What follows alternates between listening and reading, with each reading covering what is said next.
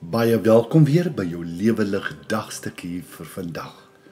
Dag 250. Johannes 1 vers 14. Die woord het mens geword en onder ons kom woon. Ons het sy heerlikheid gesien, die heerlikheid wat hy as die enigste seun van die Vader het, vol genade en waarheid. Hoe meer ek in iemand anders se skoene gaan staan, hoe meer kry ek begrip en hoe minder raak my woorde om beter te verstaan. Toe ek jonk was ek baie slim. Ek het antwoorde op alles gehad, maar dit was maklike antwoorde en antwoorde wat uit my voortvarende kopkennis gebore is. Meer nog, dit was antwoorde wat vir almal gemaak pas is.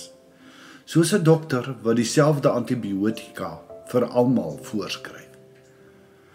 Soos wat ek ouer geword het, het ek begin verstaan dat elke persoon uniek anders is en dat die maklike antwoorde wat ons so dikwels vir ander aangee, eintlik baie onsensitief, ongevraagd en sommer blaatant swak styl is. Ek weet, want ek het dit gedoen. Voor ek self deur 'n egskeiding is, het ek met die beste bedoelings vir ander mense raad gegee oor hul huweliksprobleme. Ek het gedink ek verstaan, maar ek het nie regtig verstaan nie. Vandag sien ek hoe oppervlakkig en onverstandig my raad destyds was. Nou besef ek, daar is 'n reuse verskil tussen om te dink jy weet iets en om dit werklik te verstaan. Wanneer jy deur die noutes van die lewe veg, besef jy dat daar nie maklike one size fits all antwoorde is nie. Pyn is kompleks. Dit is nie net hartseer of teleurstelling nie. Dit is 'n warboel van emosies, van hoop en vrees, van aanvaarding en weerstand. En dis nie iets wat 'n maklike oplossing het nie.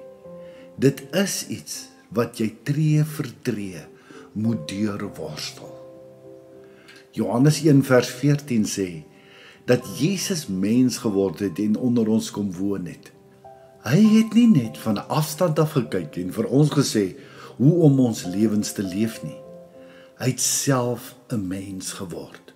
Hy het honger, dors, moegheid en eensaamheid op sy vel gevoel. Hy het gehuil, hy het gelag. Hy het mense lief gehad wat hom weer teleurgestel het.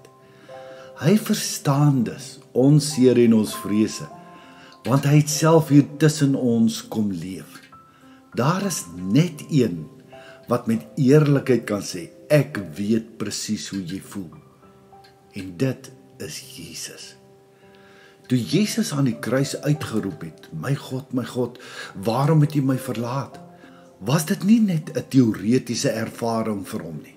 Dit was werklik. Hy het regtig gevoel asof God van hom vergeet het, hom verlaat het. Maak nie saak wat jou noute of storm is nie. Die wonderlike wete is dat Jesus verstaan. Deurdat sy gees in ons woon, het hy ook saam met ons elke emosie beleef en kan die gees as die trooster ons met soveel meer begrip ook ontmoet waar ons is. Uit ervaring het ek geleer om sagter en meer deernisvol na ander mense te kyk. Soms is dit genoeg om net daar te wees, om net 'n hand op 'n skouer te sit, om net saam met iemand in hul seer te sit, sonder om 'n oplossing te probeer aanbied. In ons daar wees, kom gee die Gees dan die antwoorde wat ons nie het nie. Aanvaarding is die brug, begrip is die deur en liefde is die sleutel na die hart. Iets om oor na te dink. Hoekom dink jy is ons so vinnig om raad aan ander te wil gee? Wat kan ons begin doen om ander mense en hul seer beter te verstaan? Hoe gaan jy vandag probeer om vir ander mense in nood daar te wees? Here, dankie dat U nie net uit die hoogte vir ons sê wat om te doen nie, maar dat hy self mens geword het om ons pyn en vreugde te verstaan.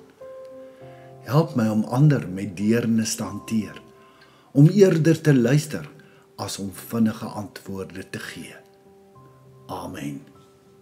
Kom ek en jy vertrou ook die Gees van God, om in ons daar wees vir mense, die antwoorde te gee, wat nie ek en jy of hulle het nie. Kom ons wees net beskikbaar, sodat die Gees deur ons kan doen, wat net hy wil en kan doen.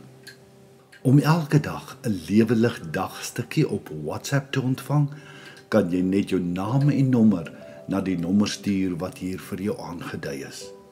Jy is ook meer as welkom om ons Lewelig Gemeenskap Facebookblad of ons Lewelig Gemeenskap YouTube kanaal te besoek. Shalom.